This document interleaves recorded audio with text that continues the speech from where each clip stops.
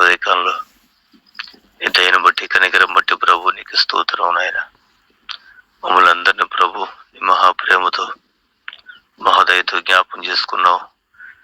జీవాధిపతిగా ఉండి దినదిన ప్రభు ప్రాణభిక్ష పెట్టుకుంటూ కుటుంబాలుగా కాపాడుతున్నా నీ మహాదయ మహాప్రేమ మమ్మల్ని బతికిస్తుంది నాయన. నీకు స్తోత్రం చెల్లిస్తున్నానయ్యా.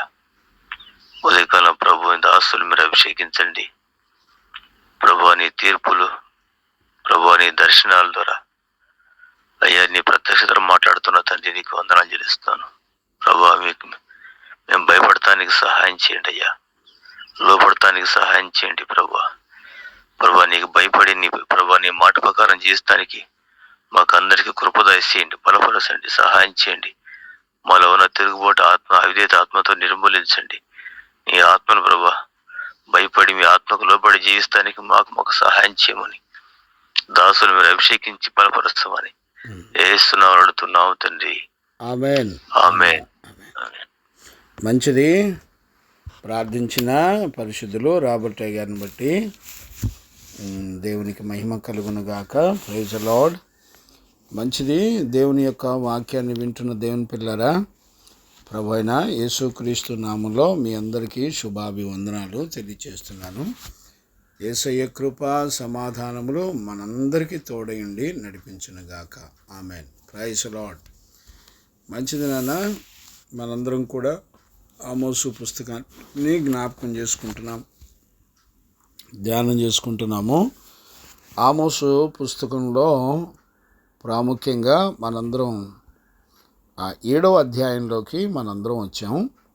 7వ అధ్యాయంలో ఇంచుమించుగా మనం మొదటి నుంచి 6 వచనాల వరకు ధ్యానం చేసుకున్నాము. ఈ రోజున మనందరం కూడా 7వ వచనం నుండి ఇంచుమించుగా ఈ అధ్యాయం చివరి వరకు అంటే 17వ వచనం వరకు మనం ధ్యానం చేసుకుందాము. ఇవి నాకు తెలిసి ఒక 2 సెక్షన్లు లేకపోతే 3 సెక్షన్లు అవ్వచ్చు. ఈ 7వ అధ్యాయం ఆల్రెడీ ఒక సెక్షన్ ఇచ్చాను. ఒక సెక్షన్లో ఆల్రెడీ మనం ధ్యానం చేసుకుంటూ వచ్చాము. ఇంకా దీనిలో మొత్తం 3 సెక్షన్లు ఉన్నాయి. ఇంకా మనం ఆమోసు పుస్తకం 7వ అధ్యాయము 7వ వచనం నుండి 9వ వచనం వరకు ఒక సెక్షను, ఇక్కడ 7 నుంచి 9 వరకు ప్రభువే మాట్లాడుతున్నటువంటి విషయాలు ఉన్నాయి. అలాగే రెండవది 7వ అధ్యాయం 10వ వచనం నుండి 13 వరకు యాజకుడైన చూడండి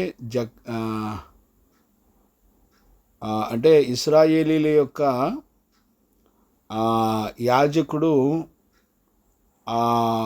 తిరుగుబాటు చేసి దేవుని యొక్క అమధ్య తిరుగుబాటు చేసి మాట్లాడడాన్ని మనం 10వ వచనం నుండి 13వ వచనం వరకు మనం చూడొచ్చు.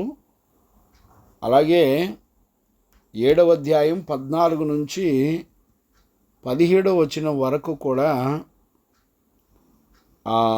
మన జీవితాలు అందరిలోనూ దేవుని యొక్క సార్వభౌమాధికారం ఉంది. ఆయన అందరినీ పరిశీలించి అందరి విషయంలో ఆయన తీర్పు తీర్చేటువంటి దేవుడు అనేటువంటి సంగతులను కూడా మనందరం కూడా చూడగలుగుతున్నాం. దేవునికి మహిమ కలుగును గాక. అంటే ఈ 7వ అధ్యాయంలో ఇంకా 3 సెక్షన్లు ఉన్నాయి. 7 నుంచి 9 వరకు ఒక సెక్షను, 10వ వచనం నుంచి 13 వరకు ఒక సెక్షను, 7వ అధ్యాయం 14 నుంచి 17 వరకు ఒక సెక్షన్. మొత్తం ఇంకా 3 సెక్షన్లు ఉన్నాయి. అవన్నీ కూడా మనందరం కూడా ధ్యానం చేసుకోవడానికి పరిశుద్ధాత్మ దేవుడు మనందరికీ సహాయం చేసి నడిపించునుగాక. ఆమేన్. Praise the lord. చూడండి నాన్న, మనం 7వ అధ్యాయంలో మనం మొదటి సెక్షన్ని అంటే ఈరోజు మొదటి సెక్షన్ని నిన్నటి దినాన ఆల్రెడీ మనం నేర్చుకుంటూ వచ్చాము.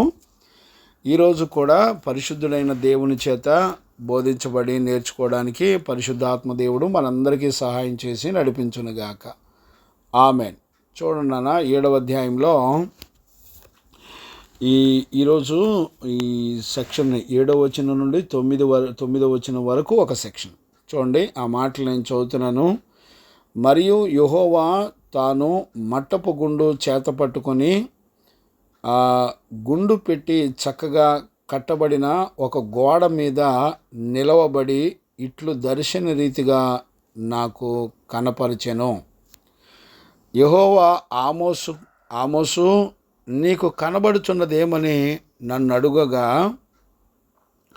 నాకు మట్టపు గుండు కనబడుచున్నదని నేనంటిని.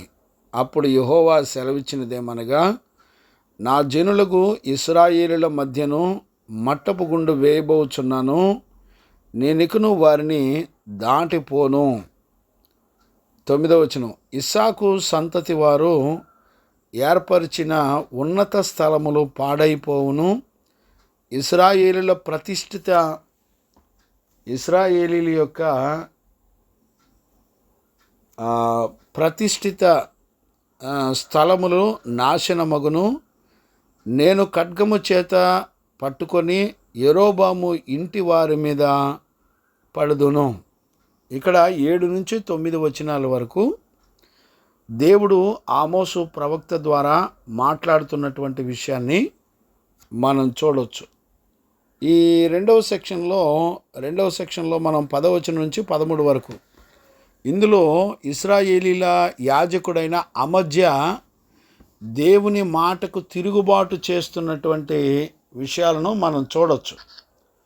అమజ్య తిరుగుబాటు చేసేటువంటి పరిస్థితుల్లో ఇశ్రాయేలీల యొక్క యాజకులు ఉండడాన్ని మనం చూడవచ్చు. ఆ మాట కూడా 10వ వచనం నుండి 13వ వచనం వరకు మనం చూడవచ్చు. అప్పుడు బేతేలులోని యాజకుడైన అమజ్య ఇశ్రాయేలు రాజైన యెరోబామునకు వర్తమానం పంపి, ఇశ్రాయేలీల మధ్య ఆమోసు నీ మీద కుట్ర చేయుచున్నాడు, యెరోబాము ఖడ్గము చేత చచ్చుననియు ఇశ్రాయేలులు తమ దేశమును విడిచి చెరలోనికి పోవుదురనియు ప్రకటించుచున్నాడు, అతని మాటలు దేశము సహింపజాలదు అని తెలియజేసెను. మరియు అమజ్య ఆమోసుతో ఇట్లనెను, దీర్ఘదర్శిని తప్పించుకొని యూదా దేశమునకు పారిపోము, అచ్చటనే బత్తెము పుచ్చుకొనుము, అచ్చటనే నీ వార్త ప్రకటింపుము.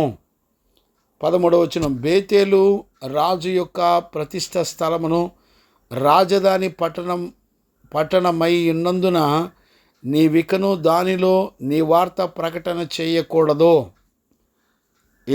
ఇవి 2 సెక్షన్లు. 3వ సెక్షను 7వ వచనం 14 నుంచి 17 వరకు ఉంటుంది. మొత్తం 3 సెక్షన్లు. మనం మ్యాక్సిమం ఈరోజు ఒక సెక్షన్ నేర్చుకోవడానికి ప్రయత్నం చేద్దాం. ఆ మొదటి సెక్షను 7వ వచనం నుండి 9 వచనాల వరకు మనం చూద్దాం. ఇక్కడ వాస్తవానికి మొత్తం ఈ అధ్యాయం అంతట్లో కూడా మనం గత కాలంలో చదువుకున్నాం కదా, దర్శన రీతిగా లాస్ట్ సెక్షన్లో మనం ఆల్రెడీ చదువుకున్నాం. ఈ 7వ అధ్యాయంలో మొత్తం 3 దర్శనాలు ఉన్నాయి. 3 దర్శనాల్లో మొదటి దర్శనం 1వ వచనం నుంచి 3వ వచనం వరకు మొదటి దర్శనం, 4వ దర్శనం 4వ వచనం నుండి 6 వరకు, 3వ దర్శనం 7వ అధ్యాయం 7 నుంచి 9 వరకు. ఈ రోజున మనం ధ్యానం చేసుకునేటువంటి అంశాలు అంటే 7వ అధ్యాయంలో మొత్తం 3 దర్శనాలు ఉన్నాయి. 3 దర్శనాల్లో 2 దర్శనాల్లో మరి ఆమోసు ప్రవక్త దేవుని యొక్క ఉగ్రతను, అంటే దర్శనం అంటే కన్నులారా చూచేది, చెవులారా వినేది. గమనించారా? జాగ్రత్తగా చెవిగలవారు విందురుగాక, జాగ్రత్తగా అర్థం చేసుకోండి. దేవుని యొక్క వాక్యాన్ని వినేటప్పుడు ఒక దర్శనం ఉంటుంది. దర్శనం అంటే అర్థం ఏంటంటే ఏదైతే చూశాడో అది అక్షరాల నెరవేర్పు జరుగుతుంది అనే సత్యాన్ని మనం గమనించవచ్చు. ఇక్కడ దర్శనము అనేది, రెండవది వాయిస్ అంటే వీడియో వాయిస్ 2 ఉంటాయి. గమనించారా? మనం దర్శన రీతిగా దేవుడు ఇశ్రాయేలు ప్రజలతో మాట్లాడేటువంటి విషయాన్ని ఈ 7వ అధ్యాయంలో మనం చూస్తూ వస్తున్నాం. ఇందులో మొదటి 6 వచనాల్లో 2 దర్శనాలను మనం ఆల్రెడీ చూసాం. ఆ 2 దర్శనాల్లో దేవుడు ఇశ్రాయేలును ఆహారము లేకుండా, లేకపోతే అగ్నితోనూ ఈ రెండు రకాలుగా ఆ ఆహారం తినివేసే మిడతలని, నీటిని ఆవిరిగా మార్చేసేటువంటి దేవుని యొక్క అగ్నిని, ఈ రెండింటిని పంపించేస్తాను అని దేవుడు మాట్లాడినప్పుడు ఆ దర్శనాన్ని చూసినటువంటి ఆమోసు బహుభారంతో, యాకోబు సంతానము చాలా కొద్దివాడయ్యా, దయచేసి యాకోబు యొక్క సంతానం మీద నీ కనికరం ఉంచండి అయ్యా అని ప్రార్థించాడు. ఇక్కడ వాస్తవంగా మనం గమనించినట్లయితే దైవజనుడికి చెప్పకుండా దేవుడు ఏది చెయ్యడు అనేటువంటి విషయాన్ని మనం గుర్తుపట్టాలి. ఇక్కడ మనం ఆమోసు పుస్తకం 3వ అధ్యాయంలో 7వ వచనాన్ని కనుక మనం చూస్తే అక్కడ తన సేవకులైన ప్రవక్తలకు తాను సంకల్పించిన దానిని బయలుపరచబడకుండా ప్రభు అయిన యెహోవా ఏమీయూ చేయడు. జాగ్రత్తగా అర్థం చేసుకోండి. గమనిస్తున్నారా నాన్న? తన సేవకులైన ప్రవక్తలకు ఆయన సంకల్పించినది యావత్తు చెప్పకుండా ఆయన ఎట్టి పరిస్థితుల్లో ఏది కూడా చెయ్యడు. చెవిగలవారు విందురుగాక. గమనిస్తున్నారా నాన్న? ఏది కూడా విడిచిపెట్టడు దేవుడు. ఆయన తన సేవకులకు చెప్పకుండా చెయ్యడు అంటే ఇప్పుడు అర్థం చేసుకోండి. ప్రతి బిడ్డ గురించి సేవకుని దగ్గర ఖచ్చితమైనటువంటి సంగతులు దేవుడు మాట్లాడతాడు. మీకు వాక్యం చెప్పి మీకు ఎవరైతే బోధిస్తున్నారో మీ గురించినటువంటి సంగతులు మొత్తం దేవుడు తన సేవకునికి చెబుతాడు. ఈ రోజుల్లో పాస్టర్స్ అనబడిన వాళ్ళు చాలామంది కూడా పైన నాయకులు అవసరం లేదంట. మరి దైవజనులు అవసరం లేకపోతే నీ గురించి దేవుడు ఎవరితో మాట్లాడతాడు? వాళ్ళకి ఎవ్వరూ అవసరంలా. మా పైన నాయకులు అవసరం లేదు, దేవుడు దర్శనమిచ్చి నాతో మాట్లాడాడు కాబట్టి నాకెవరితో పని లేదు, దేవుడే నన్ను డైరెక్ట్గా వచ్చి ముఖాముఖిగా నాతో మాట్లాడుతున్నాడు వాక్యం ద్వారా అనుకుంటున్నారు. బిడ్లారా, చాలా జాగ్రత్తగా అర్థం చేసుకోండి. మీకు వాక్యం బోధిస్తున్న దైవజనులకు చెప్పకుండా మీకు సంభవించబోయే పరిస్థితులన్నీ కూడా మీకు ఉపదేశం చేస్తున్న దైవజనుల దగ్గర మీ చరిత్ర ఉంటుంది. దేవుని యొక్క సంకల్పం అంతా మీ గురించి దేవుడు దైవజనుడి దగ్గర ఆ లిస్ట్ అంతా, ప్లాన్ అంతా పెడతాడు. గమనించారా? అందుకనే ఆమోసు పుస్తకం 3వ అధ్యాయం 7వ వచనంలో తన సేవకులైన ప్రవక్తలకు తాను సంకల్పించిన దానిని బయలుపరచకుండా ప్రభు అయిన యెహోవా ఏమీయూ కూడా చెయ్యడు. గమనిస్తున్నారా? అందుకనే ఇక్కడ 6వ అధ్యాయంలో మనం ఆల్రెడీ ఆమోసు పుస్తకం 6వ అధ్యాయంలో 7వ వచనంలో మనం ఆల్రెడీ చదువుకున్నాం. ఏంటంటే, కాబట్టి చెరలోనికి ముందుగా పోవు వారితో కూడా నేను వీరు చెరలోనికి పోవుదురు, అప్పుడు సుఖాసక్తులు చేయు ఉత్సాహధ్వని గతించును, యాకోబు సంతతి వారికి ఉన్న గర్వము నాకు అసహ్యము. చూసారా? ఇశ్రాయేలు ప్రజల్లో గర్వం ఉన్నట్టు దైవజనుడికి దేవుడు చెప్తున్నాడు. దైవజనుడా, ఇశ్రాయేలులో లోపం ఉంది, వాళ్ళు గర్విష్ఠులై ఉన్నారు. గమనించినారా? ఒకటి, దైవజనుడికి చెప్పకుండా ఏం చేయడు. దైవజనుడికి చెప్పే విషయాలన్నీ కూడా మన దేవునికి విరోధమైన, దేవునికి అసహ్యమైనటువంటి గర్వం ప్రాముఖ్యమైనది, అతి భయంకరమైనది. దేవుడు సహించలేనిది, దేవుడు అసహించుకునేది గర్వం. ఈ గర్వంతో ఇశ్రాయేలు ప్రజలు ఉండడాన్ని చూసి దేవుడు తీర్పు తీర్చడాన్ని మనందరం కూడా చూస్తున్నాం. గమనిస్తున్నారా నాన్న? అంటే ఇక్కడ ఎలాంటి పరిస్థితులు ఉన్నాయో దయచేసి మనందరం కూడా గుర్తుపట్టాలని దైవజనుడిగా నేను మిమ్మల్ని అందరినీ కూడా బతిలాడుకుంటున్నాను. గమనిస్తున్నారా నాన్న? ఈ రోజుల్లో అదే దైవజనుడు ఆమోసు మరి ఆహారం కొరతగా ఉండడాన్ని, ఆహార పంటలన్నీ కూడా ఇశ్రాయేలు ప్రజలకు పండకుండా దేవుడు నాశనం చేయడాన్ని, వాళ్ళు తాగే నీళ్లు నాశనం చేయడాన్ని చూసినప్పుడు ఆమోసు ప్రవక్త కన్నీటితో ప్రార్థన చేసి అయ్యా క్షమించు అని ప్రార్థించినప్పుడు దేవుడు వెంటనే ప్రార్థన ఆలకించి నేను అలాగున చెయ్యను అనేటువంటి మాటని మనం ఆల్రెడీ 6వ వచనంలో ఆమోసు పుస్తకం 7వ అధ్యాయము 6వ వచనంలో ప్రభు అయిన యెహోవా పశ్చాత్తాపడి ఇదియు జరగదని సెలవిచ్చెను. గమనించారా?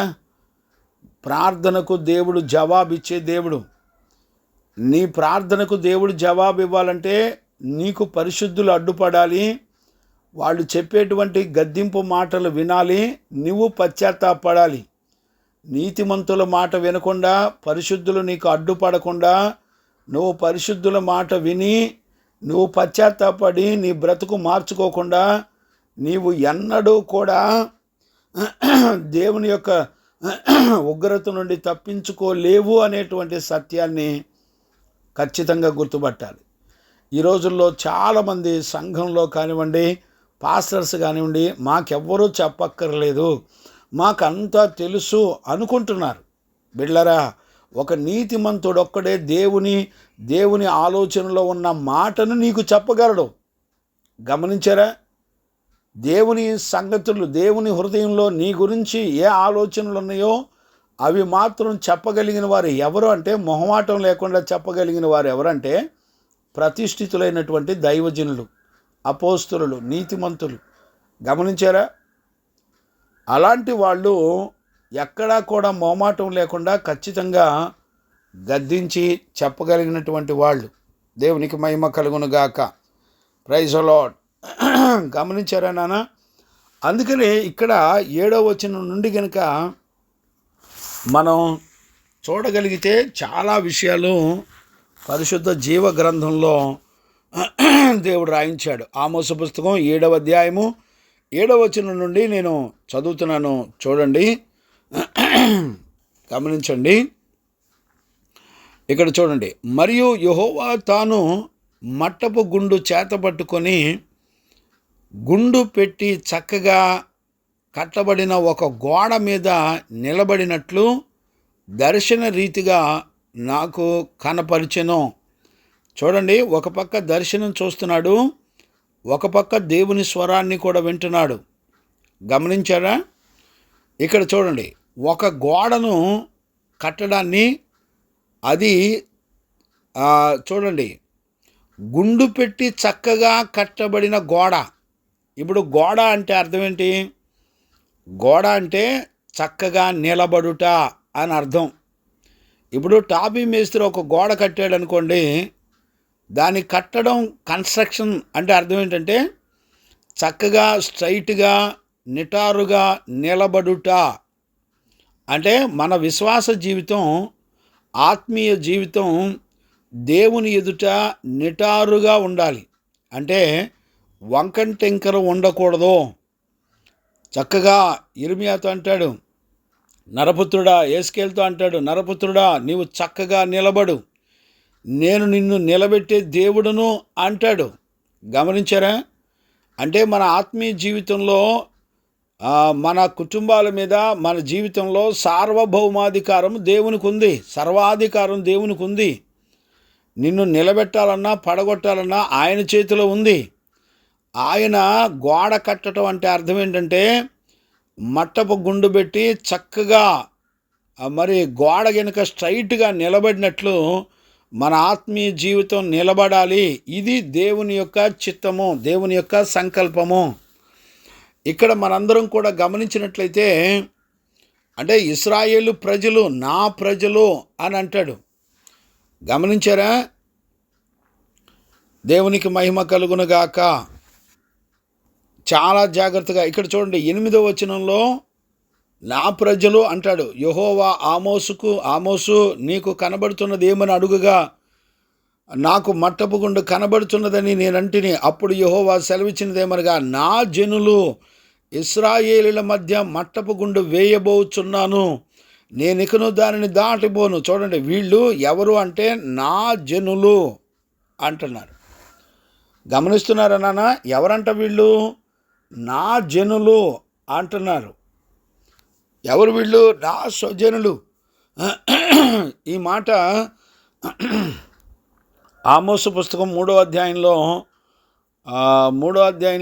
అంటాడు. ఏమనంటాడంటే 1-2 వచనం అనుకుంటాను, చూడండి నాన్న. 2వ వచనం, అదేమనగా భూమి అదేదనగా ఆమోసు పుస్తకం 3వ అధ్యాయం అదేదనగా భూమి మీద సకల వంశములలోనూ మిమ్మును మాత్రమే నేను ఎరిగి ఉన్నాను గనక మీరు చేసిన దోషక్రియలను బట్టి నేను మిమ్ములను శిక్షింతును. చాలా జాగ్రత్తగా అర్థం చేసుకోండి. మీరంతా నా జనులు, నా స్వజనులు, మీరంతా కూడా నా ప్రజలు. కాబట్టి మీరు ఏదైనా తప్పు చేస్తే ఖచ్చితంగా నేను మిమ్మల్ని శిక్షిస్తాను. నేను మిమ్మల్ని ఎన్నడూ కూడా విడిచిపెట్టను. ఏమండి, నేను అడుగుతున్నాను దైవజనుడిగా, నువ్వేం తప్పు చేసినా నేను నిన్ను క్షమిస్తాను అన్నాడా? నా జనులు గనక మీరు తప్పు చేస్తే మీ దోషానికి శిక్ష మాత్రం తప్పదు అని ఖచ్చితంగా చెప్పాడా? ఏమండి, ఈ రోజున దుర్బోధలు ఏదో గుర్తుపట్టేవాళ్ళు లేరండి. దేవుడు ఎవరిని ఎప్పుడు క్షమిస్తాడో గుర్తుపట్టేవాళ్ళు లేరండి. ఏ వ్యక్తి అయితే నీతిమంతుని గద్దింపు విని తన బ్రతుకు మార్చుకొని తన పాపముల నిమిత్తమై పశ్చాత్తాపడి చేసిన పాపం మరలా చేయకుండా తన జీవితాన్ని బ్రతుకును మార్చుకుంటాడో ఆ వ్యక్తిని క్షమిస్తాడు. ఏమండి, ఒక నీతిమంతుడు అడ్డుపడినప్పుడు ఆ ఉగ్రత ఇశ్రాయేలు ప్రజల మీద రాకుండా దేవుడే అడ్డగించాడు. గుర్తుపట్టేవాళ్ళు ఉన్నారండి? ఎప్పుడు నిన్ను క్షమిస్తాడు? ఎప్పుడు క్షమిస్తాడండి? ఆలోచించేవాళ్ళు లేరు. నువ్వు నీతిమంతుని మాట వినాలా.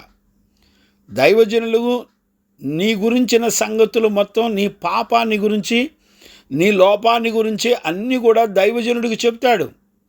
ఆ దైవజనుడు, నీతిమంతుడైన దైవజనుడు నిన్ను పిలిచి గద్దిస్తాడు. ఆ నీతిమంతుని గద్దింపులకు లోబడి వెంటనే నువ్వు పశ్చాత్తాపడాలి. చూడండి, రాబోయే ఉగ్రతను చూసి ఆమోసు ప్రవక్త కన్నీరు కార్చాడు, బాధపడ్డాడు. అయ్యా, నీ ప్రజల మీదకి ఎంత ఉగ్రత రానియొద్దని ఏడ్చాడు. కానీ ఆ ఉగ్రతలో, ఆ పాపంలో ఉన్నటువంటి ఇశ్రాయేలు ప్రజలు అన్ని లక్షల మంది ఉన్నప్పటికీ కూడా ఒక్కళ్ళు కూడా కన్నీటి ప్రార్థన చేసిన దాఖలాలు లేవు. అసలు ఎవ్వరూ కూడా ప్రార్థనా జీవితం అనేది వాళ్ళకి లేదు. దేవునికి భయపడేటువంటి జీవితం వారికి లేదు. బిడ్డలారా, దయచేసి చాలా జాగ్రత్తగా దేవుని యొక్క వాక్యాన్ని చాలా జాగ్రత్తగా అర్థం చేసుకోవాలి.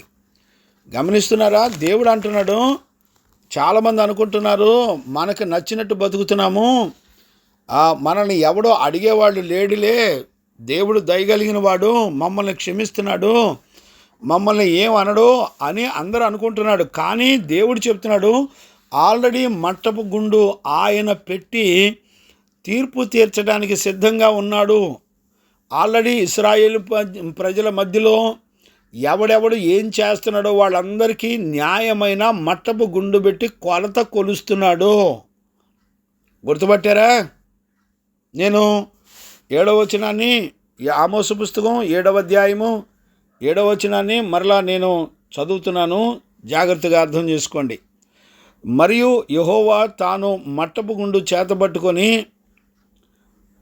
గుండు పెట్టి చక్కగా కట్టబడిన ఒక గోడ మీద నిలవబడి ఇట్లు దర్శన రీతిగా నాకు కనబడెను. ఇక్కడ చూడండి, గోడ ఆల్రెడీ కట్టబడి ఉంది. కట్టబడిన గోడ ఆల్రెడీ చక్కగా ఉందట. ఇప్పుడు దర్శనంలో ఆమోసుకు దేవుడు చూపిస్తున్నాడు. గమనించారా? మనుషు రీతిగా చూసినప్పుడు అది చక్కగా ఉంది.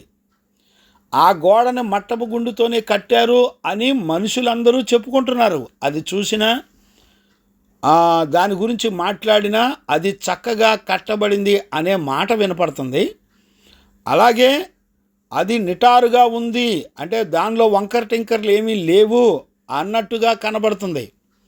బిడ్డలారా, దేవుని యొక్క మట్టపు గుండు వచ్చి మనలను పరీక్షించినప్పుడు మనలో వంకరలు ఉన్నాయా, మనలో ఏ తేడా ఉంది అనేటువంటిది, మనం అసలు చక్కగా కట్టబడ్డామా లేదా అనేది మన రంగులన్నీ బయటకు వస్తాయి. ఇశ్రాయేలు ప్రజలు అనుకుంటున్నారు, మేము బేతేలుకి వెళ్తున్నాం, మేము గిల్గాల్కి వెళ్తున్నాం, మేము బెయేర్షెబాకి వెళ్తున్నాం, మేము చక్కగా దేవుని ఆరాధిస్తున్నాం, మేము బలులు ఇస్తున్నాం, నైవేద్యాలు ఇస్తున్నాం, అన్నీ కూడా చక్కగా ఉన్నాయి అని అనుకుంటున్నారు. గమనిస్తున్నారా నాన్న? అని చాలామంది అలాగా అనుకునేవాళ్ళు చాలామంది ఉన్నారు. ఈ ఉదయకాలంలో వాక్యం వింటున్న దేవుని పిల్లరా, మనుషుల దృష్టికి కనబడేవాడు, మనుషులను సంతోషపెట్టేవాడు ఎవ్వడో కూడా దేవుని యొక్క తీర్పు నుండి తప్పించుకోలేరు. ఒక గోడ నిటారుగా నిలబడడం అనేది దేవుని యొక్క చిత్తము. దేవుడు ఎప్పుడు కూడా ధైర్యంగా సత్క్రియ చేసినవాడు ధైర్యంగా తలెత్తుకుంటాడు అని లేఖనాలు రాయబడ్డాయి. కాబట్టి సత్క్రియ ఎవడైతే చేయడో, అంటే సత్క్రియ అనగా దేవుడు సిద్ధపరిచినటువంటి జీవితం.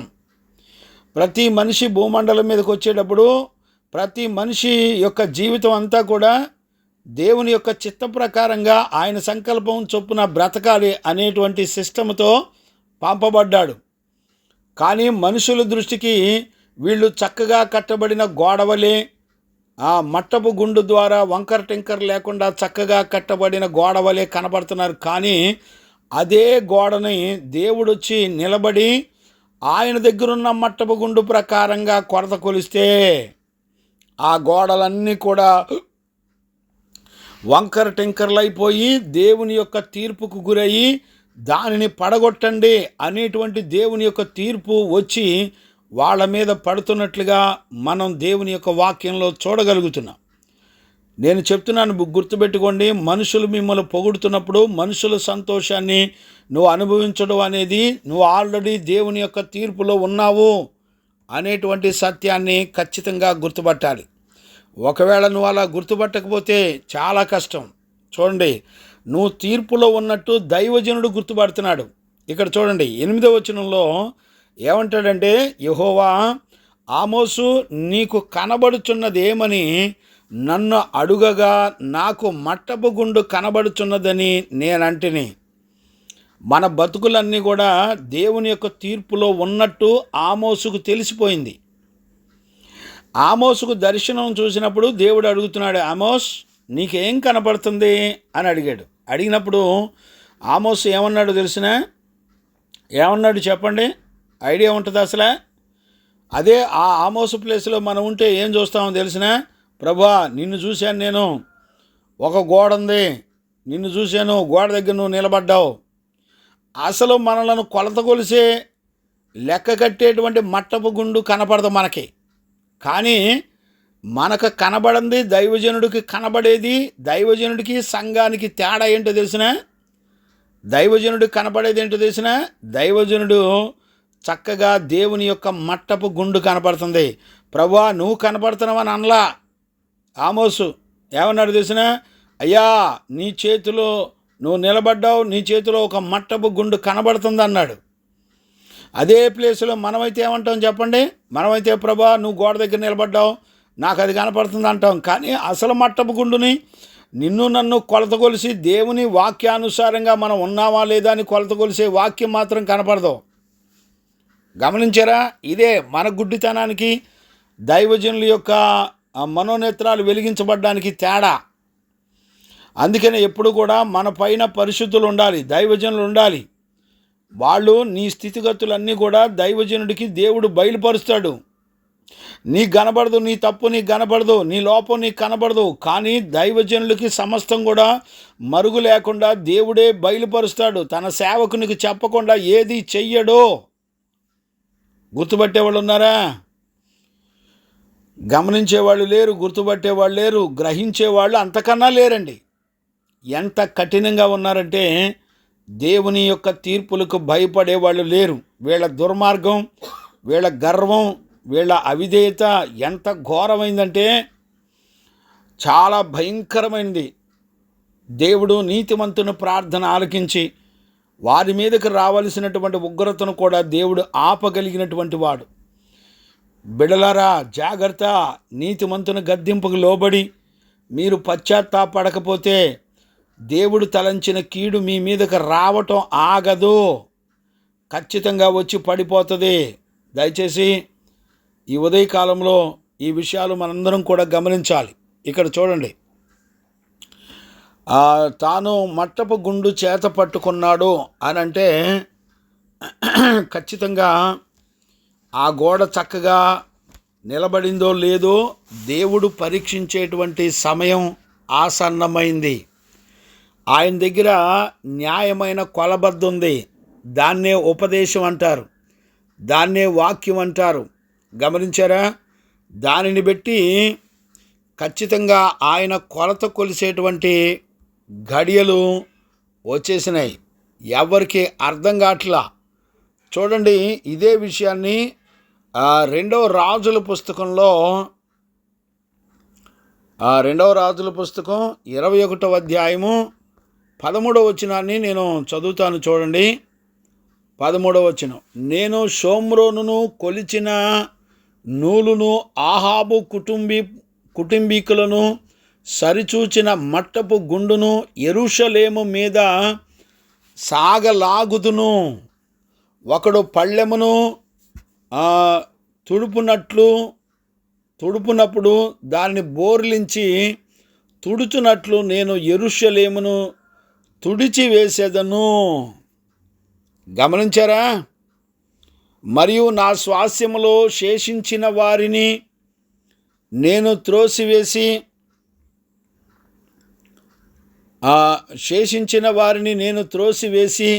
వారి శత్రువుల చేతికి వారిని అప్పగించెదను. దేవుడు మనకు స్వాస్యంగా ఇచ్చిన వాటిలో నుండి దేవుడే తోసివేస్తాడంట. అంటే అర్థం ఏంటి? ఇప్పుడు ఇశ్రాయేలు ప్రజలు నివసిస్తున్నవన్నీ కూడా దేవుడిచ్చిన స్వాస్యం. ఇక్కడ రెండవ రాజుల పుస్తకం 21:14లో చెప్పే మాట అదే. మరియు నా స్వాస్యములో శేషించిన వారిని నేను త్రోసివేసి వారి శత్రువుల చేతికి వారిని అప్పగించెదను. అంటే ఇప్పుడు ఇశ్రాయేలు ప్రజలు అనుభవిస్తున్నవన్నీ కూడా వాడు స్థలాలు కానీ, ఇళ్ళు కానీ, వాకిళ్ళు కానీ అన్నీ కూడా ఎవరై అంటే దేవుడు వాళ్ళకి ఉచితంగా ఇచ్చిన స్వాస్యము. నీకు ఆరోగ్యం కానివ్వండి, నీకు తెలివి కానివ్వండి, నీకు ఆస్తి కానీ, ఇల్లు కానీ, వాకిలి కానీ, నువ్వు ఉండడానికి ఇల్లు వాకిలే కానీ, నీకు కావలసినటువంటి వెండి బంగారాలే కానీ, ధనధాన్యాలే కానీ, నీకు గొడ్డు గోదలే కానీ, అన్ని భూమి అన్నిటినీ కూడా దేవుడే నీకు స్వాస్యముగా ఇచ్చాడు. నువ్వు అనుభవించేవన్నీ దేవుడు ఉచితంగా నీకు ఇచ్చినయే. ఏ మనుషుడు కష్టపడడం ద్వారా నేను సంపాదించుకున్నాను అనే మాట అనటానికి యోగ్యుడు కాదు. ఎందుకో తెలుసునా? మీరు కష్టపడ్డకు శక్తినిచ్చేవాడని నేనే అన్నాడు. మీ నరాలు, కండరాలు, ఎముకలు పని చేయకపోతే నువ్వేమి సంపాదించుకుంటావు?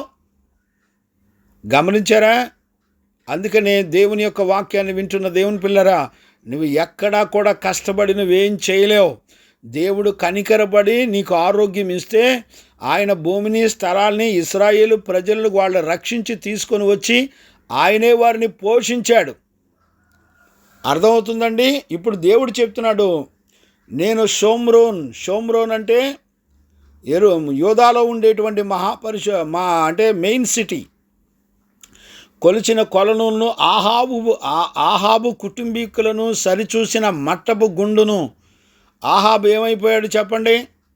ఆహాబు శవాన్ని కుక్కలు నాకినాయి. గమనించారా? ఎంత హీన స్థితికి వెళ్ళాడు తెలిసినా? దేవుడు మట్టపు గుండు తీసుకొని ఆహాబు కుటుంబీకులందరినీ కూడా కొలత కొలిశాడు. గమనించారా?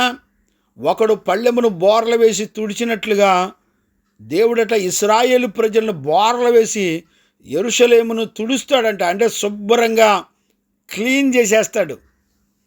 ఏమంటే ఆయన న్యాయమైన మట్టపు గుండు ఆల్రెడీ యెరూషలేము మీద, ఇశ్రాయేలు ప్రజల మీద ఆల్రెడీ పంపించాడు.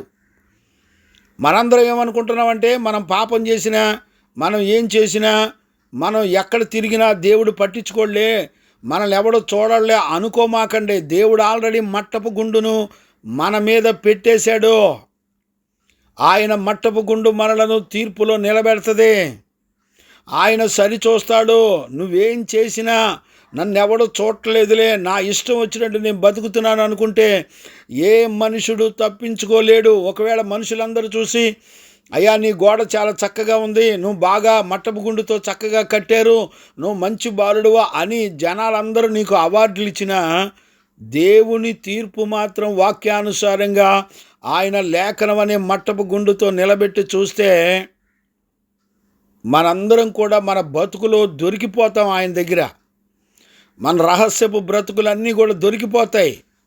దేవుని వాక్యాన్ని వింటున్న దేవుని పిల్లరా, దయచేసి ఈ ఉదయకాలంలో మనం వీటన్నిటిని బట్టి భయపడాలి.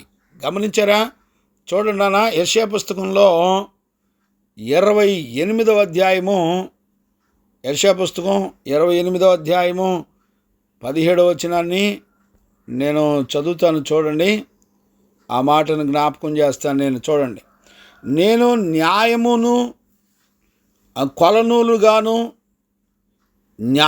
కొలనూలుగాను నీతిని మట్టపు గుండుగాను పెట్టెదను. చూడండి, దేవుని లేఖనాల్లో ఉన్న నీతి న్యాయాలంట మట్టపు గుండు అంటే.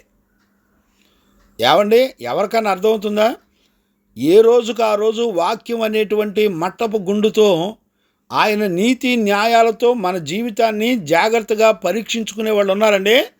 నీళ్ళలో మునగొట్ట ఆలస్యం, బాప్తీసం తీసుకున్నాను, నాకు తిరుగు లేదు, నేను డైరెక్ట్గా పరలోకి వెళ్ళిపోతాను, నేను దశంభాగాలు ఇస్తున్నాను, మందిరానికి వెళ్తున్నాను, ఆరాధన చేస్తున్నాను, నా అంత మొనగాడు లేడనుకుంటున్నారు. ఈ పప్పులేం ఉడకో.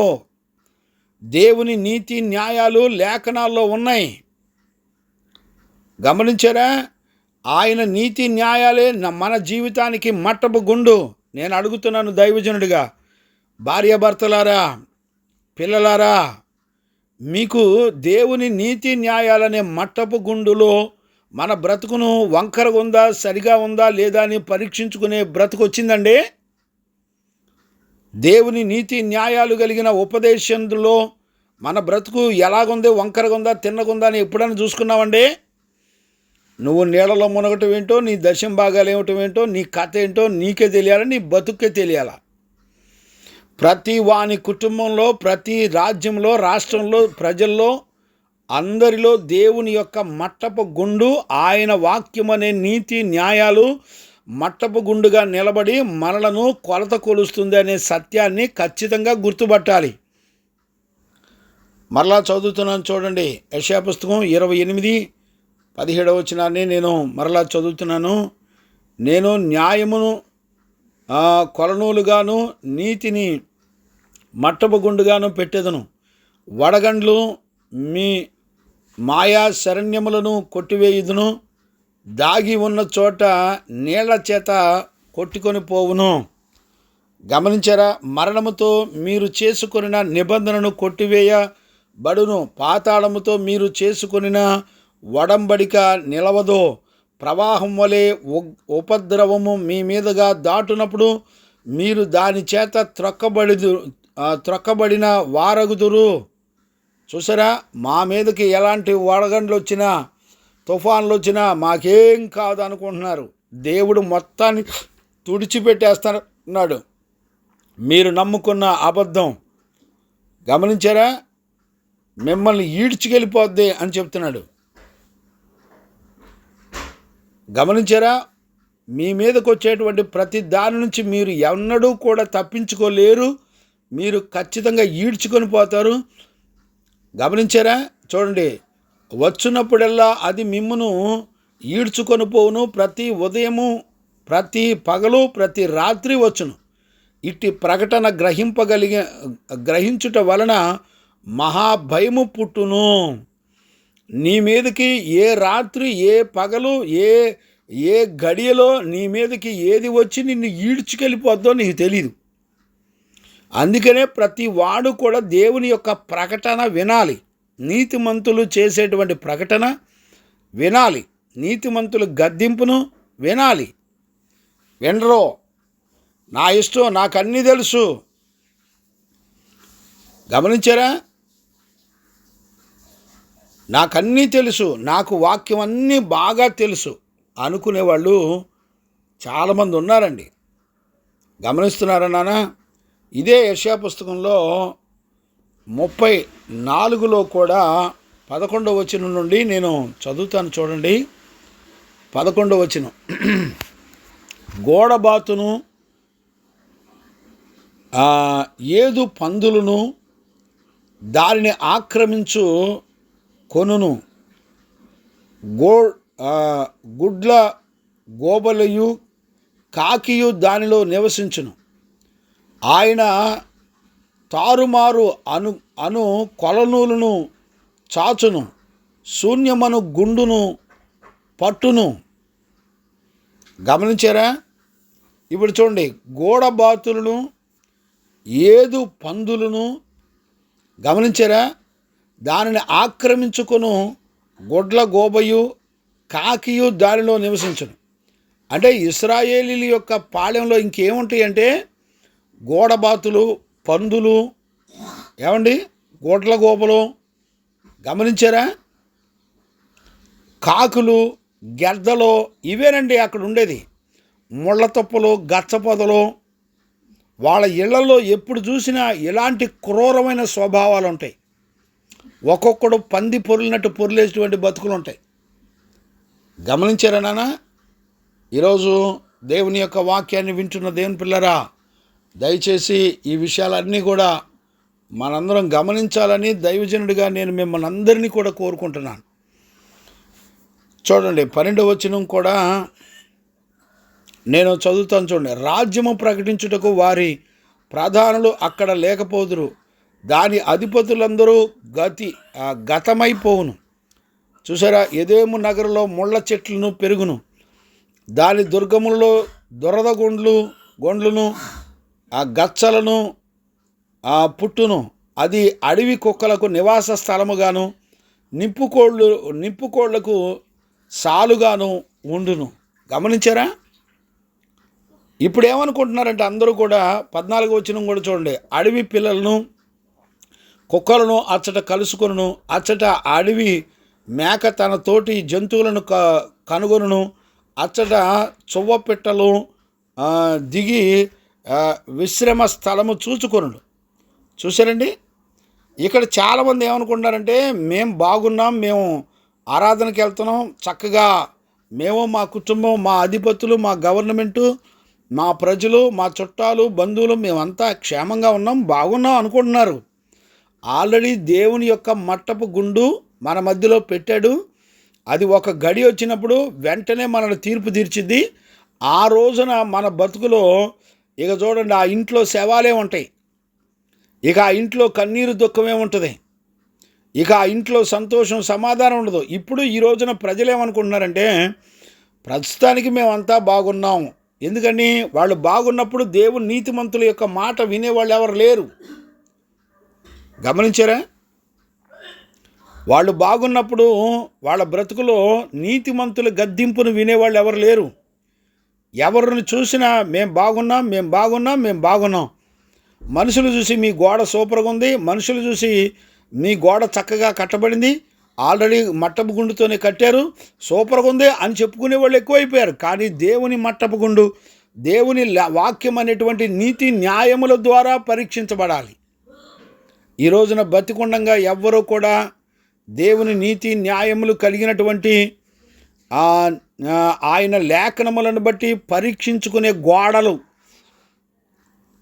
ఎవరూ లేరండి, చూసేవాళ్ళు ఎవరు లేరు. గమనిస్తున్నారా నాన్న? ఇంకా మనం గనుక చూస్తే యేస్కేలు పుస్తకంలో కూడా రాయబడిన మాటను మనం చూడొచ్చు. యేస్కేలు పుస్తకం 40వ అధ్యాయం 3వ వచనాన్ని నేను చదువుతాను చూడండి. అక్కడికి ఆయన నన్ను తోడుకొని రాగా ఒక మనుష్యుడు ఉండెను, ఆయన మెరయుచున్న ఇత్తడి వలె కనబడెను, దారమును కొలనూలు కర్రయు చేత పట్టుకొని ద్వారములలో ఆయన నిలవబడి ఉండెను. ఎక్కడ? నీ ఇంటి ద్వారాల దగ్గరే నిలబడి ఉన్నాడు. నువ్వు ఇంట్లో చేసేది, బయట చేసేది, నీ కన్స్ట్రక్షను నీతి న్యాయాలతో ఉందా లేదా, మనం ఇంట్లో తల్లిదండ్రులు పిల్లలు మాట్లాడుకునే మాట అన్నీ కూడా దేవుడు ఆ మట్టపు గుండు పట్టుకొని మన ఇంటి ద్వార గుమ్మముల దగ్గర నిలబడి ఉంటాడు. ఆయన నీకు కనబడుతున్నాడా? నీ ఇంటి గుమ్మలో, నీ ఇంటి బయట, నీ వీధుల్లో నువ్వు ఎక్కడెక్కడ తిరుగుతున్నావో, ఎక్కడెక్కడ ఉంటున్నావో అన్నీ కూడా దేవుని యొక్క మట్టపు గుండు కర్ర మనలను కొలత కొలిచి రెడీగా తీర్పు తీరుస్తుంది. భయం ఉందండి? దేవుని భయం ఉన్నటువంటి కుటుంబాలేనా? ఏమండి, ఏం చెప్తామని చెప్పండి? దేవుని లేఖనములు చూసేవాళ్ళు ఎవరు లేరు. చూడండి, యేస్కేలు 44 ఆ మనుష్యుడు నాతో ఇట్లనెను, నరపుత్రుడా, నేను నీకు చూపుచున్న వాటన్నిటిని కనులారా చూచి చెవులారా విని మనసులో ఉంచుకొనుము. నేను వాటిని నీకు చూపుటకై నీవిచ్చిన వాటికి తేబడి తిని,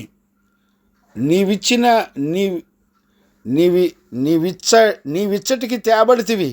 నీకు కనబడు వాటన్నిటినీ ఇశ్రాయేలీలకు తెలియచేయుము. చూసారా? దైవజనుడా, నేను నీకు ఎలాంటి కొలత కొలుస్తానని నేను నీకు చూపించాను.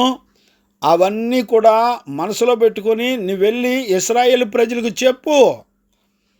ఏమండి, నీ గురించి నీ బిడ్డల గురించి దైవజనుడు మాట్లాడిన తర్వాత ఇంకొక ఆలోచన ఎవడో మాట్లాడితే అది నమ్ముతావు, కానీ దైవజనుడు మాట్లాడిన మాట నువ్వు నమ్మవు. దైవజనుడు చెప్పింది లేఖనాల్లో అలాగున్నదో లేదో చూసేవాళ్ళు లేరు, నమ్మేవాళ్ళు లేరు. ఏమండి, దైవజనుడు నా కొరకు మాట్లాడతాడు, నా గురించి దేవుని యొక్క ఆలోచనలన్నీ కూడా దైవజనుడికి దేవుడు చెబుతాడు అనే భయం ఉందండి. నీకు దైవజనుడు అంటే నువ్వు కానుకలిస్తే బతికేవాడు అనుకుంటున్నావా? జాగ్రత్త. దేవుడు బెత్తం తీసుకొని నీ ఒళ్ళు పగలగొడతాడు. జాగ్రత్త. పిచ్చి పిచ్చి వేషాలు వేయడానికి లేదు ఇక్కడ. ఆయన మట్టపు గుండు, ఆయన న్యాయమైన నిన్ను కొలత కొలిసే మట్టపు గుండు, ఆయన నీతి న్యాయాలు నీ ఇంటి గుమ్మంలోనే నిలబడ్డాయి. నువ్వు ఇంటి లోపల ఏ నీతి న్యాయాలతో బతుకుతున్నావు, నీ ఇంటి బయట ఏ నీతి న్యాయాలతో బతుకుతున్నావు, మొత్తం కౌంట్ అవుతుంది అక్కడ. గమనించారా? ఈ కొలత కొలిసే విషయాలన్నీ కూడా దేవుడు ఎవరో చెప్తాడు? నీకు వాక్యం చెప్తున్న పరిశుద్ధులైన దైవజనులకు చెప్తాడు నీ చరిత్ర అంతా. యేస్కేల్, నువ్వు చెప్పు వెళ్ళి, నేను నీకు ఇశ్రాయేలు ప్రజలకు నేనేమేం చేయబోతున్నానో అవన్నీ నువ్వు చూసింది వెళ్ళి చెప్పు వాళ్ళకి. ఇవన్నీ నువ్వు మనసులో పెట్టుకో, వెళ్ళి వాళ్ళకి చెప్పు అంటున్నాడు. ఏమండి, దైవజనుడు నీ తప్పులు చెప్పకూడదా? నీ లోపం చెప్పకూడదా? ఇవాళ రోజునండి సంఘంలో 2-3 ఆదివారాలు అసలు సంఘానికి మానేసి, నియమకోటాలు మానేసి దర్జాగా తిరుగుతున్నారండి. ఎవడిని ఏమంటాం చెప్పండి? నీ చరిత్ర అంతా నీ దేవుడు నీ దైవజనుడికి ఖచ్చితంగా చెప్తాడు. ఏ దైవజనుడైతే నీ గురించి కన్నీరు కారుస్తున్నాడో, నిన్ను బాగు చేయాలని చూస్తున్నాడో, నిన్ను వాక్యానుసారంగా పెంచాలని చూస్తున్నాడో ఆ దైవజనుడికి నీ చరిత్ర అంతా చెప్తాడు. నీ గర్వం చెప్తాడు, నీ తిరుగుబాటు చెప్తాడు, నీ పాపం చెప్తాడు, నీ చరిత్ర మొత్తం చెప్తాడు. వినేవాళ్ళు ఎవరు లేరు, భయపడేవాళ్ళు ఎవరు లేరు, ఎవడిష్టం వాడిది. దేవుని యొక్క వాక్యాన్ని వింటున్న దేవుని పిల్లరా, జాగ్రత్త. గుర్తుపట్టేవాళ్ళు లేరండి. ఆయన చేతిలో కొలబద్ద పట్టుకొని ఉన్నాడు ఆయన, మర్చిపోవద్దు. గమనించారా? ఇక్కడ చూడండి, యేస్కేలు పుస్తకం 45వ వచనం కూడా నేను చదువుతున్నాను. చూడండి, నేను చూడగా 40 ఈసెల మందిరము చుట్టూ ప్రాకారముండెను, మరియు మనుషుల చేతిలో 6 మూరల కొలకర్రయు ఉండెను. ప్రతి మూరెడు బెత్తెడు నిడివి గలది. ఆయన కట్టడములను కొలవగా దాని వెడల్పు దాని ఎత్తు 12.5 మూర తేలెను. అప్పుడు తూర్పునున్నట్టు నన్ను గుమ్మములకు వచ్చి దాని సోపానముల మీద కెక్కి గుమ్మముల గడపలను కొలవగా దాని వెడల్పు అనగా మొదట గడప వెడల్పు 12.5 తేలెను. చూసారా? నువ్వుంటున్న ఇల్లు, నువ్వుంటున్న పిల్లలు, నీ ఇంట్లో ఉన్న మనుషులు అందరి కొలత దేవుడు కొలుస్తున్నాడు. ఎక్కడ తప్పించుకుంటారు నాన్న? నీ భార్యని, నీ భర్తని, నీ పిల్లల్ని. దేవుని కొలత నీ ఇల్లు, నువ్వు ఉంటున్న ఇల్లు, నీ బ్యాంక్ బ్యాలెన్స్, నీ డబ్బు, నీ ఆస్తి, నీ వెండి, నీ బంగారం అన్నీ కూడా దేవుని వాక్యానుసారంగా కొలత కొలుస్తాడు. ఏమండి, భయం ఉందండి? ఏమనండి, ఎవడు భయపడతాడు చెప్పండి? భయపడేవాడు ఎవడుంటాడు? భయపడేవాళ్ళు ఎవరు లేరండి. గమనించారా? జకర్యా పుస్తకంలో 2వ అధ్యాయంలో కూడా మనం చూస్తే 1-2 వచనాలు కూడా చూడొచ్చు. మరియు నేను తేరి చూడగా కొలనూలు చేత పట్టుకుని ఒకడు నాకు కనబడెను. నీవెక్కడికి పోవుచున్నావని నేను అతనిని అడుగగా అతడు యెరూషలేము యొక్క వెడల్పును పొడుగును ఎంతైనది కొలచూడ పోవుచున్నానెను. అంతటా నాతో మాట్లాడుచున్న దూత బయలుదేరగా మరి ఒక దూత అతనిని ఎదుర్కొనవచ్చును. 2వ దూత పరిగెత్తుకొని పోయి యెరూషలేములో మనుషులను పశువులను విస్తారమైనందున అది ప్రాకారము లేని మైదానముగా ఉండునని ఈ యవనునికి తెలియజేయమని ఒక దూత నాకు ఆజ్ఞ ఇచ్చెను. చూసారా? మనుషులను పశువులను, వాళ్ళ భూమిని, వాళ్ళ బిల్డింగుల్ని, వాళ్ళ కలిగిన వాటన్నిటి ప్రాకారాలని దేవుని యొక్క వాక్యము, నీతి న్యాయాలనే వాక్యం, ఆయన తీర్పు మట్టపు గుండులు లెక్క కడతాయి. ఎక్కడ ఏం అన్యాయం జరిగిందో, ఎక్కడ బూతు మాటలు ఉన్నాయో, ఎక్కడ అపవిత్రత ఉందో, ఎక్కడ పాపం ఉందో అన్నీ కూడా ఆయన న్యాయం అనేటువంటి నీతి న్యాయములనే మట్టపు గుండులు తీర్పు తీరుస్తాయి. భయం ఉందండి? భయం ఉందా అని అడుగుతున్నా. నీ ఇష్టం వచ్చినట్టు ఇది నాది నాది నాది నా ఇష్టం. జాగ్రత్త. నీ పొరుగువాడికి నువ్వేం చేస్తున్నావో ప్రతి విషయంలో దేవుని దగ్గర లెక్క అప్పచెప్పాలి. ఆయన మట్టపు గుండులు దేవదూతలు పట్టుకొని తిరుగుతున్నారు. నీ ఇళ్ళు, నీ వాకిళ్ళు, నీ కుటుంబాలు అన్నీ కౌంట్లోకి వస్తాయి. భయం ఉందండి? భయపడేవాళ్ళు ఎవరు లేరులేండి. మనం ఏం చెప్తాం చెప్పండి? ఈ రోజున ప్రకటన పుస్తకంలో కూడా ప్రభు రాయించాడు. 11వ అధ్యాయం 1వ వచనం చూడండి. మరియు ఒకడు చేతి కర్ర వంటి కొలకర్ర నాకిచ్చి, నీవు లేచి దేవుని ఆలయమును బలిపీఠమును కొలత వేసి ఆలయములో పూజించు వారిని లెక్క పెట్టుము. చూసారండి? దేవుని మందిరానికి వెళ్తున్నాను, నేను పాటలు పాడుతున్నాను, నేను వాక్యం చెప్తున్నాను, నేను పెద్ద పాస్టర్ని, నేను పెద్దోడిని అని ఎన్ని కళలు పోయినా అక్కడ ఏమన్నాడు తెలిసిన? ఆయన కొలబద్ద వచ్చి నిన్ను లెక్క కట్టిద్ది. ఏం చెబుతావు ఆయన కొలబద్దకి? ఈ రోజున ఆడోళ్ళు పాస్టర్ములు అయ్యారు. ఏమండి? బైబిల్ చరిత్రలో అపోస్తులు కానివ్వండి ఎక్కడా కూడా ఆయన స్త్రీలను సంఘ కాపరులుగా పెట్టిన ఎక్కడ దాఖలాలు లేవు. దాన్ని ప్రకటించు స్త్రీలు సైన్య సమూహముల వలె ఉందురని 68వ కీర్తనలో రాయబడి ఉంటే వీళ్ళు ఆ మాటను పట్టుకొని ఏమని చెప్పుకుంటారు తెలిసిన? అది వాస్తవంగా ఇశ్రాయేలు ప్రజలు కొల్ల సొమ్ము పంచుకోవడానికి అక్కడ ఆ స్త్రీలందరూ చుట్టుపక్కల ఆడవాళ్ళందరిని పిలిచి, మనకు దేవుడు కొల్ల సొమ్ము ఇచ్చాడు, పంచుకుందాం రండి అని ప్రకటిస్తారు. అది అక్కడ చెప్పిన మాట. ఆ మాటను తీసుకొని దేవుడు మమ్మల్ని కాపరులుగా, సువార్థికులుగా, అభిషక్తులుగా దేవుడు సంఘంలో ఆడవాళ్ళని పెట్టాడని వీళ్ళు ఇష్టం వచ్చిన మాటలు చెప్పుకుంటూ బతుకుతున్నారు. ఏం చెప్తాం చెప్పండి? స్త్రీ యొక్క బహిష్టు అపవిత్రమైన పాపంతో పోల్చాడు. ఇశ్రాయేలుల యొక్క పాపంతో పోల్చాడు. బహిష్టు కలిగిన స్త్రీని పాపంతో పోల్చిన దేవుడు సంఘ కాపరిగా నిలబెడతాడండి? ఏం చెప్తాం చెప్పండి? దేవునికి భయపడేవాళ్ళు లేరు. దేవుని వాక్యాన్ని గమనించేవాళ్ళు లేరు. ఈ రోజున మరి బరి తెగించి సంఘంలో కాపరులుగా ఉండి నెత్తి మీద చేతులేసి ప్రార్థన చేసి బల్లలు ఇస్తున్నారు, పరిశుద్ధ బల్లారాధన ఇస్తున్నారు, బాప్తీసాలు ఇస్తున్నారు. ఎవడిష్టం వాళ్ళదే. బరి తెగించారండి. లేఖనాల్లో ఎక్కడ కూడా అపోస్తులు కానివ్వండి, యేసు ప్రభు కానివ్వండి, ఏమంటే సంఘంలో స్త్రీలు ప్రవచించవచ్చండి, తప్పులేదు, ప్రవచించవచ్చు, కృపావరాలు కలిగి ఉండొచ్చు, అన్నీ కూడా ఉండొచ్చు. కానీ సంఘంలో కాపరిగా ఉండి బలిపీఠం మీద ఎక్కి ప్రసంగాలు చేయడానికి కానీ ఎక్కడా కూడా లేదు. ప్రకటన గ్రంథం 2వ అధ్యాయం 22వ వచనం చదువుకున్న తర్వాత గమనించారా? ఈ రోజున గుర్తుపట్టేవాళ్ళు ఎవరు లేరు. అందుకనే ప్రకటన పుస్తకంలో కూడా ఆ మాట చెప్పడాన్ని మనం చూస్తున్నాం. అంతేకాదండి, 21 చూడండి నాన్న, 21:15లో కూడా మనం చూడవచ్చు. ప్రకటన పుస్తకం 21వ అధ్యాయము 15వ వచనం నేను చదువుతాను చూడండి. ఆ పట్టణము దాని గుమ్మములను ప్రాకారమును కొలుచుటకై నాతో మాట్లాడు వాని యొద్ద బంగారపు కొలకర్ర ఉండెను. ఆ పట్టణపు ఆ పచ్చకౌరమైనది, చచ్చవకమైనది, దాని పొడుగు దాని వెడల్పు సమానము. అతడు కొలకర్రతో ఆ పట్టణమును కొలవగా దాని కొలత 770 కోసులైనది. దాని పొడుగును ఎత్తును వెడల్పును సగముగా ఉన్నది.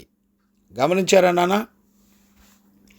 ఈరోజు ఉదయకాలంలో దేవుని యొక్క వాక్యాన్ని వింటున్న దేవుని పిల్లరా, దయచేసి ఈ విషయాలు జాగ్రత్తగా మనం అర్థం చేసుకోవాలి. దేవునికి మహిమ కలుగునుగాక.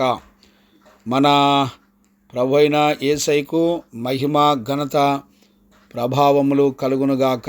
ఆమెన్. Praise the Lord. కాబట్టి ఈ ఉదయకాలంలో వాక్యం వింటున్న దేవుని పిల్లరా, మనందరం కూడా దేవుని యొక్క లేఖనాలని ఉన్నది ఉన్నట్టుగా ఖచ్చితంగా మనందరం కూడా ఆలోచించాలి. దేవునికి మహిమ కలుగునుగాక. ఆమెన్. చూడండి నాన్న, మరలా 7వ అధ్యాయము 7-8 వచనాలు మరలా నేను చదువుతాను, చూడండి. మరియు యెహోవా తాను మట్టపు గుండు చేతబట్టుకొని గుండు పెట్టి చక్కగా కట్టబడిన ఒక గోడ మీద నిలవబడినట్లు దర్శన రీతిగా నాకు కనపరిచెను. యెహోవా, ఆమోసు, నీకు కనబడుచున్నదేమి నన్ను అడుగగా మట్టపు గుండు కనబడుచున్నదని నేనంటిని. చూసారా, ఆ ఆమోసుకి మట్టపు గుండు కనబడుతుందంట. చూసారండి, మట్టపు గుండు కనబడుతుంది. తీర్పు తీర్చేటువంటి దేవుని నీతి న్యాయాలు దైవజనుడి కళ్ళకు కనబడుతుంది. ఈ రోజున మన కళ్ళకి ఏం కనబడుతుంది అనేది మనల్ని మనం పరీక్షించుకోవాలి. గమనించారా, నా జనులు ఇశ్రాయేలుల మధ్యన మట్టపు గుండు వేయబోచున్నాను, నేనికను దానిని వారిని దాటిపోను. చూసారండి, ఇక్కడ వారిని దాటిపోను అంటే అర్థం ఏంటి? అంటే నాశనం చేసే వరకు దాటిపోను అంటాడు. చూడండి, మీకు అర్థం కావాలంటే నిర్గమాకాండంలో ఇశ్రాయేలు ప్రజల మీదకి ఉగ్రత వచ్చినప్పుడు, అంటే తొలుసూలు మగపిల్లలను చంపేసేటప్పుడు, ఆయన మరణానికి అప్పగించేటప్పుడు పరిశుద్ధ లేఖనాల్లో మాట్లాడిన మాట మీరు జ్ఞానంగా అర్థం చేసుకోండి. నేను చదువుతాను, చూడండి. 12వ వచనం, 12వ అధ్యాయం 12వ వచనం, నిర్గమాకాండం 12వ అధ్యాయం 12వ వచనం నుండి నేను చదువుతున్నాను, చూడండి. ఆ రాత్రి నేను ఐగుప్తు మీద సంచరించి ఐగుప్తు దేశమందలి మనుషులలోనే కానీ జంతువులలోనే కానీ తొలి సంతతి అంతయు హతము చేసి ఐగుప్తు దేవతల అందరికీ తీర్పు తీర్చెదను. నేను యెహోవాను. మీరున్న ఇండ్ల మీద రక్తము మీకు గుర్తుగా ఉండును. నేను ఆ రక్తమును చూచి మిమ్మల్ని నశింపచేయక దాటిపోవుదును. గమనించారా, నేను దాటిపోవుదును అంటే అర్థం ఏంటి? ఆయన దాటి వెళ్ళిపోతేనేమో మీకు తెగులు ఉండదు, ఆయన కనుక ఉంటేనేమో మీకు శ్రమ తెగులు ఉంటుంది అని అర్థం. అర్థమైందండి? ఇక్కడ ఆమోసు పుస్తకంలో మనం ఏం చదువుకున్నాం? ఆయన దాటిపోడట, ఆయన ఆగుతాడంట. అంటే అర్థం ఏంటి? ఆయన చేయదలిసిన నాశనాన్ని ఖచ్చితంగా చేస్తాడు. ఆయన ఎవరిని వదిలిపెట్టడు. గుర్తుపట్టారా? ఎవరిని కూడా వదిలిపెట్టకుండా ఆయన తాను తలంచిన ప్రతి దానిని ఆయన చేస్తాడు. ఆయన దాటిపోకుండా ఆగుతాడంట. ఏమోనండి, ఏం అర్థం చేసుకుంటారో నాకు తెలీదు. మరి మీరు ఏం వింటున్నారో నాకు తెలీదు. నిద్రపోతా వింటున్నారో, ఎలా వింటున్నారో నాకు తెలీదు. దేవుడు మిమ్మల్ని చూసుకుంటాడు. ఇక్కడే ఆమోసు పుస్తకం 5వ అధ్యాయంలో 16-17 వచనంలో నేను చదువుతాను, చూడండి. ఆమోసు పుస్తకం 16-17 వచనాలు నేను చదువుతాను, చూడండి. దేవుడును సైన్యములకు అధిపతి అయిన ప్రభు యెహోవా సెలవిచ్చినదేమనగా, నేను మీ మధ్యకు పంపబోచున్నాను, మీ మధ్య సంచరించబోచున్నాను గనుక రాజమార్గములన్నిటిలో అంగలార్పు వినబడును. చూసారా, ఆయన సంచరించడం మొదలు పెడితే ఆ రాజమార్గాలన్నిటిలో అంగలార్పు వినబడుచున్నది. వీధులన్నిటిలో జనులు కూడి అయ్యో శ్రమ అందురు, అంగలార్పు. వారు సేద్యగాండ్రును పిలుతురు, రోదన చేయు నేర్పు వారిని అంగలార్చుటకు పిలిపింతురు. గమనించారా? ద్రాక్ష తోటలన్నిటిలో రోదన వినబడుతుంది. ఎందుకో తెలిసిన? యెహోవా పాళెములో సంచారము చేస్తున్నాడు. గుర్తుపట్టారండి? యెహోవా ఆ పాళెములో సంచారం చేస్తున్నాడు కాబట్టి అక్కడ దేవుని యొక్క ఆత్మ ఉగ్ర రూపంలో సంచారం చేస్తుంది కనుక ఎక్కడ చూసినా రోడ్ల మీద, ఇళ్లల్లోనూ ఎక్కడ చూసినా శవాలు, కన్నీళ్ళు, అరుపులు, కేకలు ఉన్నాయి. భయం ఉందండి. ఇవన్నీ విన్నప్పుడు గడగడలాడుతూ వెళ్ళి మనం దేవుని పాదాలు పట్టుకోవాలి. ఈ ఉగ్రత అంతా రాబోతుంది, దేవుడు చెప్పింది చెప్పినట్టుగా చేస్తాడనే భయపడే వాళ్ళు ఉన్నారండి? ఎవరు లేరు. ఈ రోజులో ఎంత ధీమాగా ఉన్నారంటే, మాకు ఆస్తి ఉంది, వెండి ఉంది, బంగారం ఉంది, మాకు తెలివి ఉంది, తేటలు ఉన్నాయి, పొలాలు ఉన్నాయి, మాకేం బాధ లేదు, మేము ఆరాధనకి వెళ్తున్నాం, ప్రార్థన చేస్తున్నాం, బేతేలుకి వెళ్తున్నాం, గిల్గాల్కి వెళ్తున్నాం, మేము మందిరంలో ఆరాధన చేస్తున్నాం. నువ్వు ఆరాధన చేసేదంతా విగ్రహారాధన. చూసారా? నువ్వు చేసే ఆరాధన అంతా విగ్రహారాధన. మీకు మైండ్ ఉందో లేదో నాకు తెలీదు. ఎవరు ఫోన్లో చూడండి, ఎవరు ఇళ్లలో చూడండి, చచ్చినోడు ఫోటోలు తప్ప, బతికినోడు ఫోటోలు తప్ప, పాస్టర్ల ఫోటోలు తప్ప, క్యాలెండర్ నిండా పాస్టర్ల ఫోటోలు, వాళ్ళ భార్యల ఫోటోలు, పిల్లల ఫోటోలు. కష్టపడి సొమ్మిచ్చింది మీది, పిల్లల ఫోటోలు. ఎవడెవడ ఫోటోలు వేసుకుంటున్నారండి? యేసుప్రభు ఆత్మస్వరూపి. ఆయన శరీరధారిగా కాడు, ఆయన ఆత్మస్వరూపి. ఆయన మనుషులకు ఉన్నట్టు రూపం ఆకారం ఉండదు, ఆత్మకు రూపం ఆకారం ఉండదు. మీరు గుర్తుపట్టలేరు. ఆయన ఆత్మస్వరూపి. ఎవరికి అర్థమవుతుంది? ఎక్కడ చూసినా విగ్రహారాధన. ఇప్పుడు వీళ్ళు బేతేలుకి వెళ్తున్నాం అని చెప్తుంటే అక్కడ ఏముందంట? విగ్రహాలు ఉన్నాయి. దేవుడు అంటాడు, ఆ విగ్రహాలని నాశనం చేస్తానంటున్నాడు. బేతేలను చూసుకొని నేను అక్కడికి వెళ్ళి భక్తి చేస్తున్నానని చెప్పుకుంటున్న వారులారా, మీరు అక్కడికి వెళ్ళమాకండి. ఆ బేతేలు మందిరంలో నా అగ్నిని నేను ఉంచానంటున్నాడు. భయపడేవాళ్ళు ఎవరు ఉన్నారండి?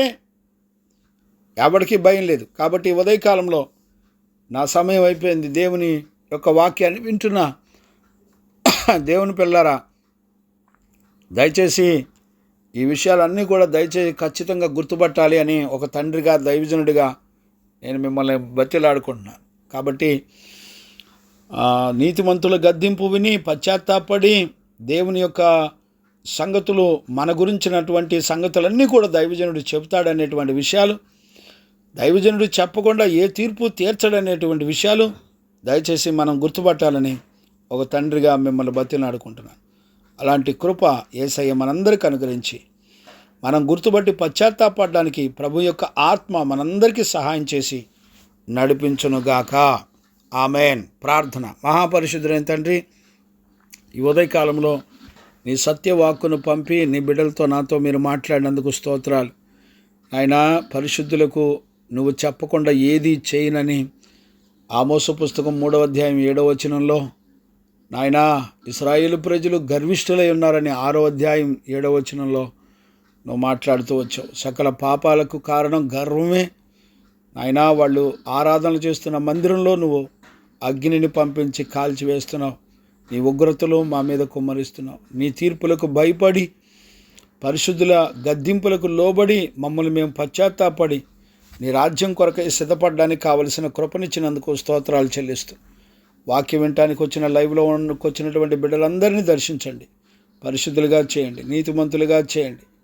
నాయన భయభక్తులు కలిగి నీకు భయపడి పరిశుద్ధ జీవితం చేయడానికి కావలసిన కృపనిచ్చినందుకు స్తోత్రాలు చెల్లిస్తూ, ఈ ఉపదేశం ఎంతమంది బిడ్డలు వింటున్నారో వాళ్ళందరి మీదకి నీ కనికరం, నీ యందు భయము భక్తి కలిగి జీవించడానికి కావలసిన కృపనిచ్చినందుకు స్తోత్రాలు చెల్లిస్తూ యేసయ్య నిన్ను అడిగి పొందినాం తండ్రి.